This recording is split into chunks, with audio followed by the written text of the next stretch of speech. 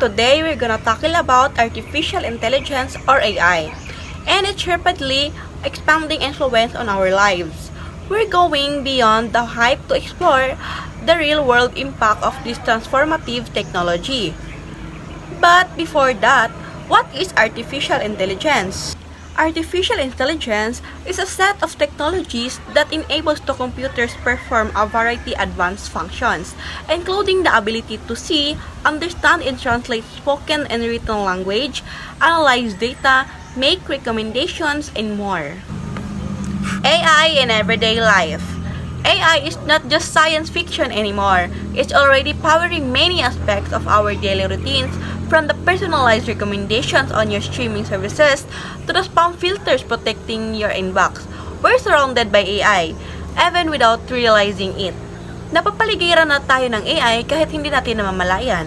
Kasi yung mga imposibleng mga bagay ay nagiging posible na dahil sa AI. Maraming mga bagay ang nagagawa ng AI. Halimbawa ay ang self-driving cars, medical diagnosis, at facial recognition. Kasi marami na talagang nagagawa ang AI kasi sino namang mag-aakala na yung mga imposibleng bagay ay nagiging posible na ngayon dahil sa AI. At saka sino naman yung ang sasakyan ay kayang magmaneho na mag-isa, di ba? So kaya nang dahil sa AI ay nagiging posible ang mga bagay na yon. AI's potential and risks. However, there are also a lot of difficulties with AI. We must have important discussion about issues like algorithmic bias, employment displacement, and the moral ramification of increasingly autonomous systems. It is crucial that AI be developed and used responsibly.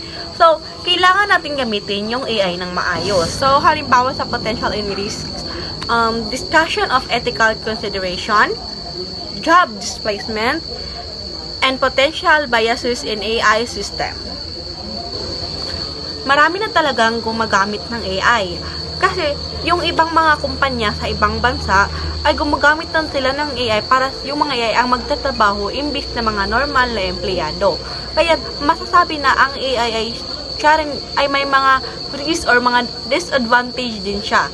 Dahil yung mga iba ay nawawala ng trabaho kasi sila na yung pumapalit sa empleyado kasi sila yung kaya nilang mag-multitasking. Samantala, ang normal na tao ay hindi. Mapapagod din ang normal na tao, di ba? Yung robot or yung AI ay hindi. At mas high-tech pa sila or mas marami pa silang alam at kaya nilang gumawa ng kahit ano. The future of AI. AI has the potential to completely transform a number of industries in the future, including healthcare and transportation, to guarantee a future in which AI helps all of humanity. It will be essential navigate the ethical and societal ramifications. Ngayon nga sa kasalukuyan sa ibang bansa ay may gumagamit na ng mga self-driving cars. Hindi natin alam sa future ay mas maging high-tech pa ito or mas maging improved pa. AI is a powerful tool and its impact on our future is undeniable. Understanding its capabilities and limitation is essential for navigation the complexities of this rapidly evolving technology. So, hindi natin ma-deny na yung AI ay mas malaking impact sa atin. Dahil marami na nagagawa ang AI. Ngayon nga sa kasalukuyan ay may impact na sa atin ang AI. Hindi natin alam sa hinaharap ay baka mas malaki pa or baka sa mas hindi pa natin inaasahan ang impact ng AI. So, we've delved into the fascinating world of AI today. I hope this video has sparked your curiosity and given you a new perspective on this rapidly evolving field. Keep questioning, keep learning, and keep exploring the potential of AI to shape our future.